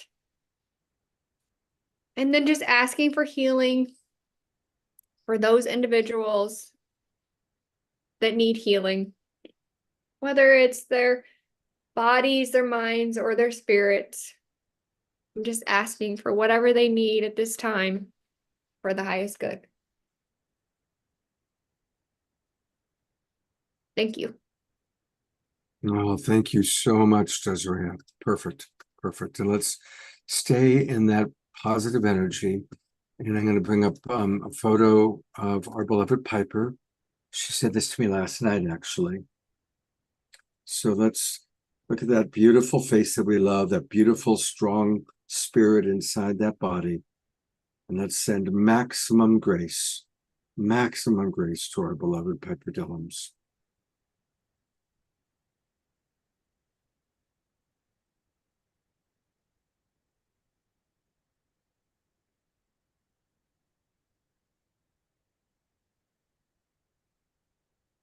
And we give thanks for the healing of Ayada's son and send continued love and healing to both of them, both mother and son. And Ayada, anything you want to put in the chat box, I'll read it. And again, thank you, Desiree, for helping to lead our prayer. Thank you so much. I'm going to bring our other guests back up. This is where, if anybody has any questions or comments they want to share, you can either write it in the chat box or raise your hand. And again, you can raise your hand by just clicking this little fellow right here on your computer screen. And that brings you to the front, and that way I can see you most clearly. Piper actually was released. She went into the ER a few days ago, Diara, and she was released this morning. Susan Blomquist is just appreciating the beautiful prayer. Thank you so much. Roger and Bonnie wrote, "Thank you, Sahar and Ari, for your courage to come together and share in solidarity and desire and work toward unity and recognize our brother sisterhood. You demonstrate your desire in real ways. We see and hear you." Absolutely. Thank you. Look and see if there's any other comments that anybody has.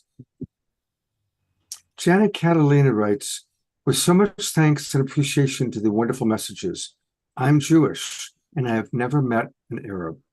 What a wonderful message from Sahar Nafal." Well, now you have a new Palestinian connection, Janet, and she's opening herself up. So you can go to that website and create contact with her, which would be a very beautiful thing. Shoshana writes that her father passed on July 22nd, and she has a Mary Magdalene song that she wrote. So please connect with Christy on that, Shoshana. That'd be beautiful.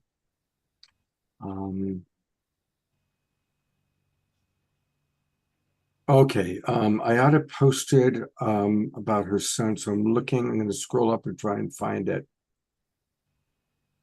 And again, if anybody has thoughts or comments or questions, please pop them into the chat box.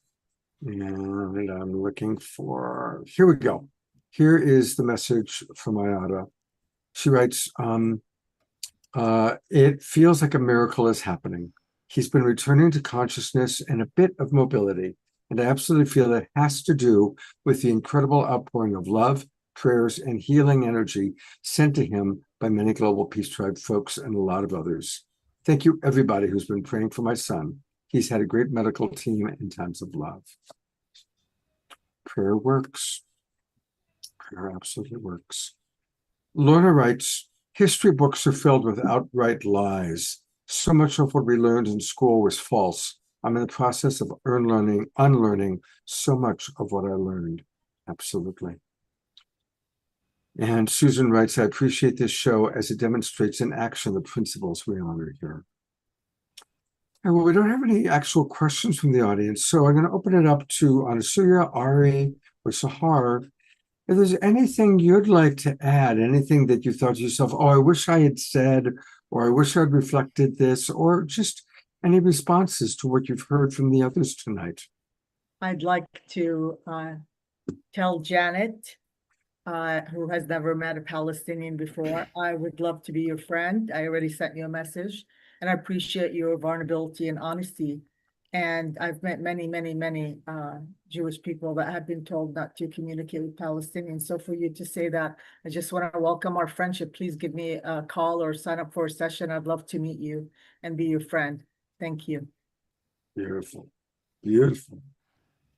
Okay, so I'm checking Facebook, and there is a question on Facebook, actually.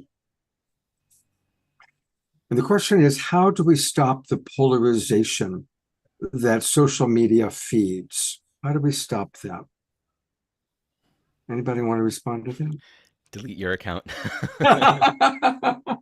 Well, one thing I'll say about that, because I'm equally being polarized every single day by this government that is intentionally doing that. I mean, the goal is clearly, let's start a civil war. I can cause martial law, then I can be a dictator, and I don't have to have elections. So it's being pushed on us. It's being forced on us. It's being insinuated every end. Some people can't be trusted. Some can, but the list of who can't be trusted is so long. So in a time of such polarization where we don't know who is our friend, we don't know who to trust, we don't know where to go, I say organize dinners.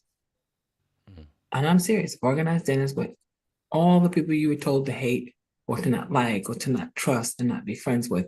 It's heavily radical. I know what I'm saying. You don't have them in your house if you're that scared, but find a place where you can have dinner and everybody brings something from their culture and the story that goes with this dish, and find out how much you have in common. It's a simple thing because everybody loves to eat. But the polarization is because we buy into we have to stay separate to be safe. And I say that's a lie. We have to come together to be safe. We have to make new communities to be safe. Beautiful. Thank you. I'm going to make a suggestion, actually. Speaking honestly, for the most part, up until recently, I always voted Democratic. Pretty much got my news from CNN or the Washington Post or the New York Times. And my conversations with Marianne Williamson and watching what she went through, I have as much anger towards the Democratic National Committee as I do towards the Republican Party. And I'm not going to go into a whole long thing, but they absolutely shoehorned candidates. They did not have a democratic process, and they did terrible things to Marianne just because she chose to run against somebody that they wanted to shoehorn in. Likewise, I've had to really realize that a lot of the media I was getting was adding to my bias. I have found a really interesting source, a news source that I'm enjoying, and it's called ground.news, ground.news. And what it does is it shows you the different headlines and lets you know to what degree it's coming from a left-leaning source, a central source, or a right-winging source. So as you're actually reading the article, you can see, where it's coming from. And it's a really fascinating way to read the news and to begin to look at, okay, what are the left saying? What's the right saying? What's the central saying? And they really work hard. You can put in what topics are important to you. So right here we go, Juneteenth. So they have all sorts of articles about Juneteenth. They've got, Joe Biden going to a celebration in Galveston.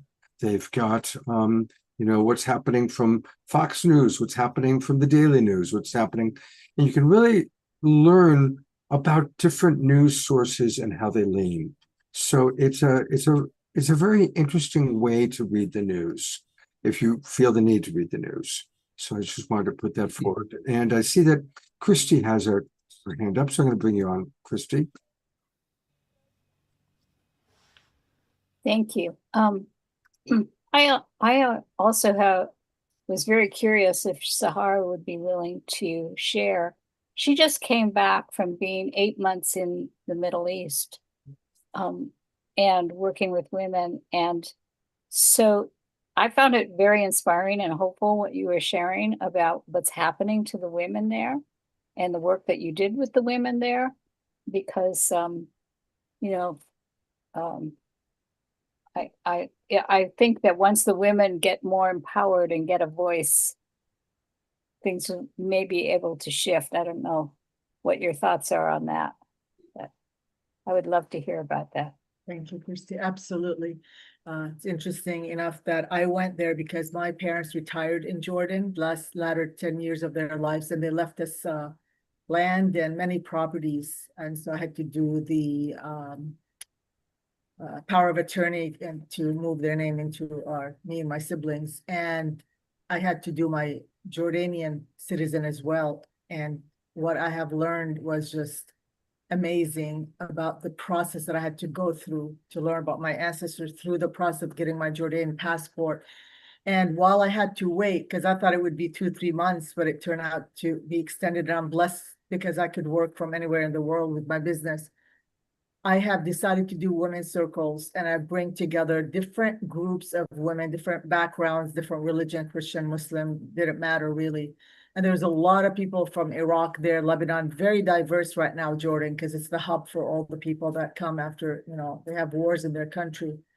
And I've really learned what the common thread with these women, and we're talking about women my age, I'm 61. And so women, let's just say 50 up to maybe 70, 75, is they're losing the grip on their culture and their tradition because of the Western world. They're really having a hard time growing with their children who are the millennials, and their children who are the Gen Z, who are moving towards the Western way of living. Everybody's speaking English now, and the kids are just, into the social media and learning new ways and new things. And I had to they had to really, and they were extremely hardship because their kids are being separated from them because they're going towards a total different way of the culture, right? It doesn't matter, by the way, whether they're Christian or Muslim. And I really needed to do a lot of healing work for them and to bless them and to just have them just be patient and really remember that they come first. They have to take care of themselves first, and their kids will eventually, come back. Or if not, they just let them go. Like Khalil Gibran says that your children are not your children, they are the children of life. They come through you, but they're not for you. And so we have to do that. So it was very interesting that I met with millennials. Oh my God, how much I loved working with the millennials and Gen Z who are waking up. And it was just the most beautiful thing. I attended at the Dead Sea, where I could literally see Israel and the Palestine to my right. And I was Jordan, Dead Sea, doing a full moon meditation with this beautiful Muslim woman who had a scarf on. And it was just so majestic. And everybody was there to do the full moon meditation with the music. And so there's spiritualism and consciousness is really growing in Jordan. But the younger generation more than the, more mature or wiser community. So I just wanted to share that the world is waking up, and I witnessed that in Jordan. Beautiful. Thank you for sharing that. That's beautiful. I'm really glad that Steve Irwin is still with us. So Steve, I'm sorry, I didn't see you earlier when I was bringing everybody back up. So here is Steve. Thank you. I really like the idea of sharing food. There's such a thing as what's in the background and what's in the foreground. And because of the social media, because of the polarization, because of the tragedies that are in our face, that tends to get put in the foreground, and we think that that's what the world is about. So I'm thinking about something that happened about 10 or 12 years ago in the Bay Area. That was the Jewish-Palestinian Reconciliation Group, and they did a very smart thing. They created a holiday festival, a holiday gathering where everybody brought food. Both Israelis and Palestinians, we all love the same food, right? So it was really quite an amazing something about sharing food and sharing culture. There was so much love in the room. And so I want to think about that. I want that to expand, because what people do in these circles, like the women's circles, Sahar, that you're talking about, or these invite people that you don't like to dinner, or that you think you don't like, or you've been told not to like, invite people like that to dinner, and then all of a sudden there's a process called rehumanization, which really all of the problems that have been talked about today are all about dehumanization, the way that we've been able to dehumanize other human beings. Whether, those people are black people, they were, they don't really count. There's something called the doctrine of discovery. Apparently, the Pope back in 1490 something, I think it wasn't Pope Innocent, I think it was Pope Guilty, a different Pope, who actually said to the great conquistadors, whoever you find out there, whatever you find, they're yours to take, it's yours to take.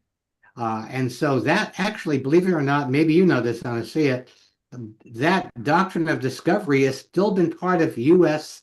constitutional law cited in this century. Pretty amazing.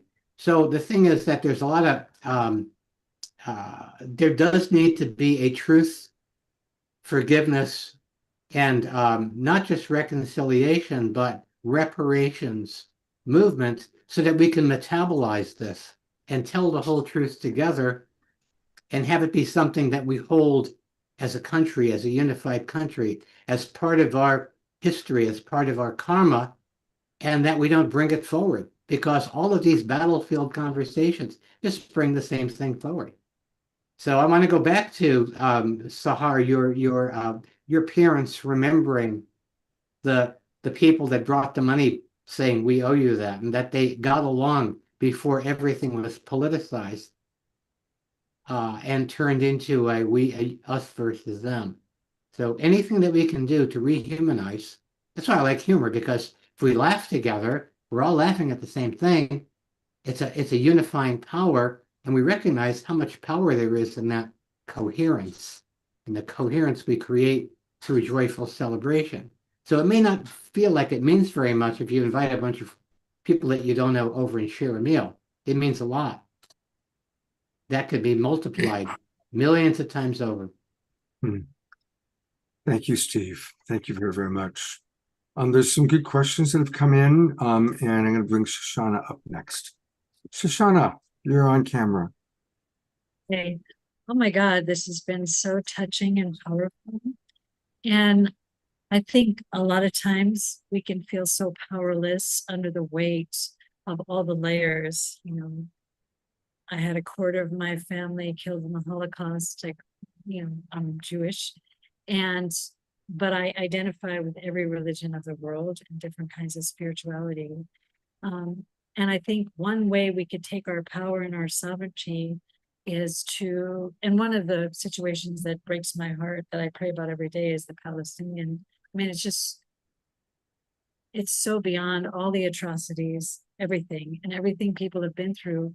And I got to meet Rianne Eisler recently, just through Zoom, and she distinguishes between ruling in societies that are based on force and domination and partnerships that tend to be more matriarchal, and the others that are, so it's like this duality and polarity of force and power, and the people that are perpetrating these things, they feel disconnected from the source. And so it's like the us, them, the empowering, whoever the face is behind the other side of the moat and the divide.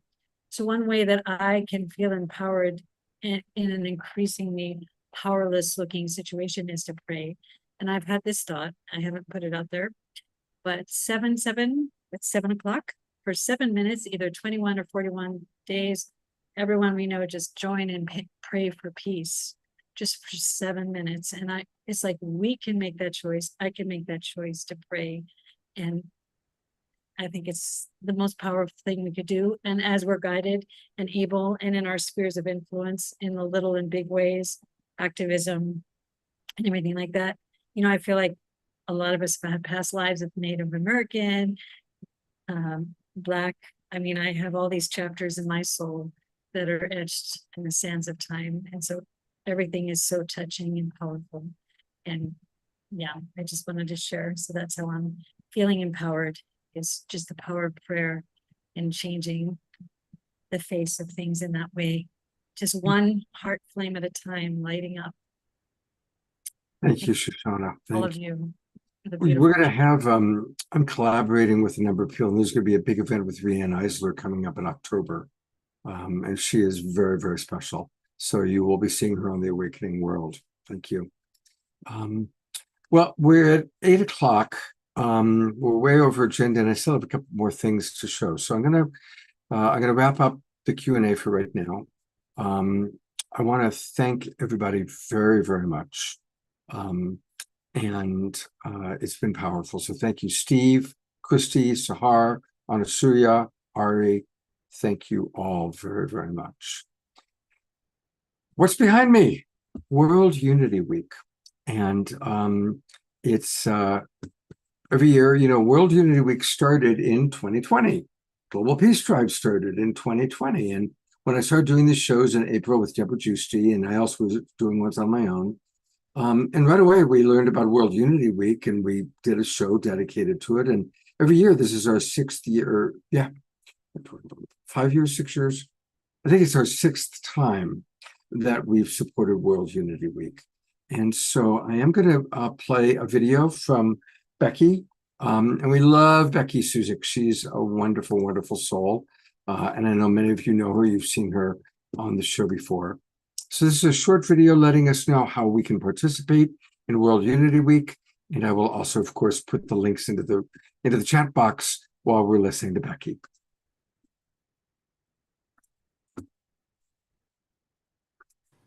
Moment to everyone. Thank you so much to Scott for inviting me to be on the program with some of my other friends tonight for our World Unity Week upraising here that we're offering. I'm sorry that I can't be with you all live tonight. It's my son's 16th birthday this weekend, and we have lots of different things that we've been doing with him. And so I'm grateful to celebrate my son and also be able to make this video, because we have a lot of really exciting things and an invitation that I want to share with you all. This week, we are launching our Solstice Unites event. And we also have World Unity Week beginning a week from today on the 21st. And World Unity Week will go for a week from the 21st of June to the 28th of June. And that launches us into the 99 days of peace through unity that will take us through to September 21st, the International Day of Peace. So you all are invited to join us.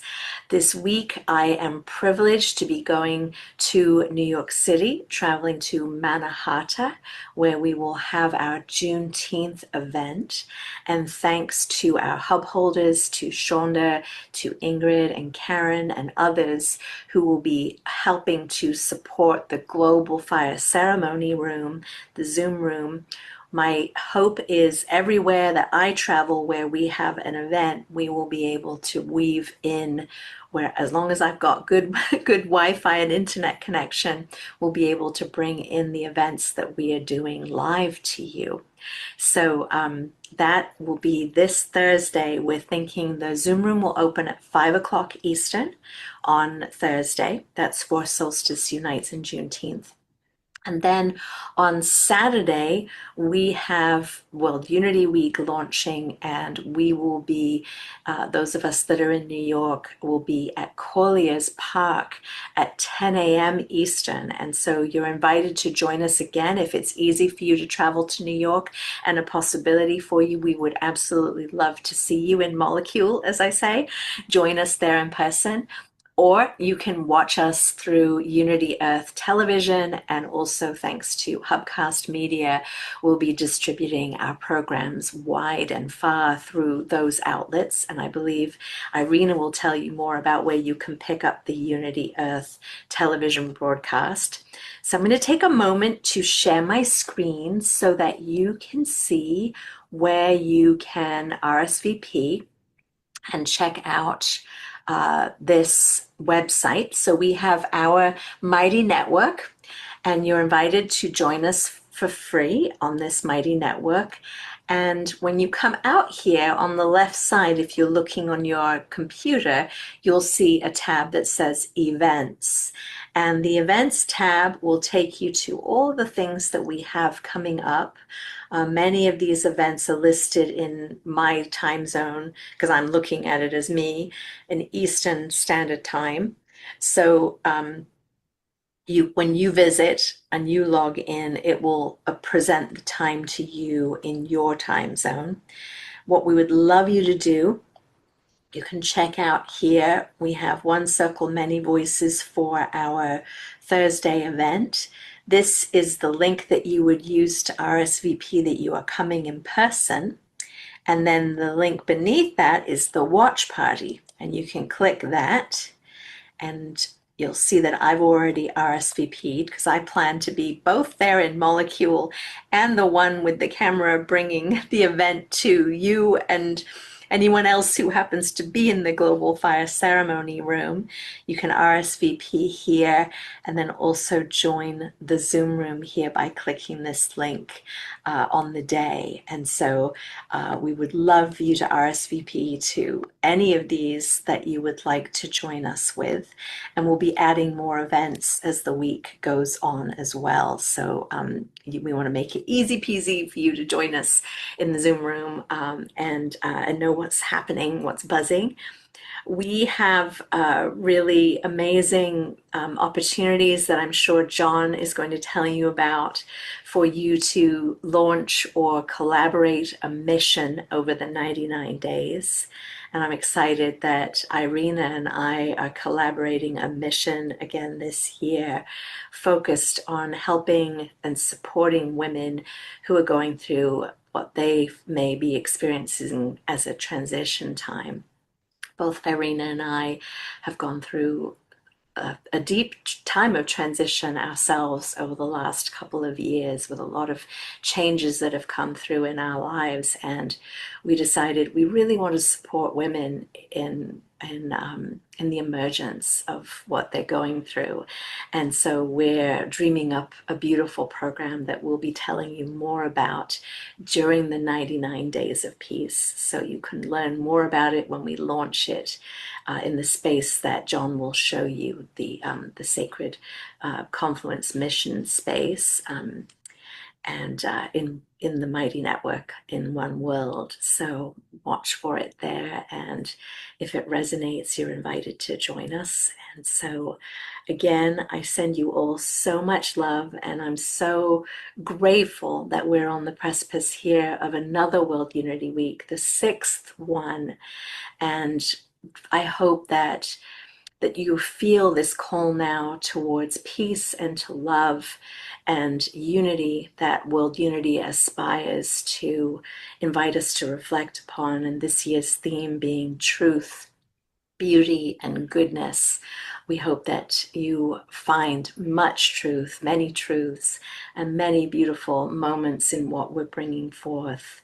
And I'm looking forward, particularly this coming week, to being in Mannahatta and honoring the ancestors of the land, honoring the indigenous that I'll be working with to amplify and to support, and also bringing forth thanks to May Peace Prevail on Earth International and Fumi John Stewart, my dear sister, will be doing a World Peace Flag ceremony as part of our offerings during the week. And it's such an extraordinary thing to be able to honor all of the diversities of the countries that our world holds. And through that, I just celebrate the diversity of us. I celebrate that it is Pride Month. I celebrate the diversity of us human beings across the spectrum of gender, across the spectrum of our sexuality, of all of the beautiful things that make us human. I'm so grateful.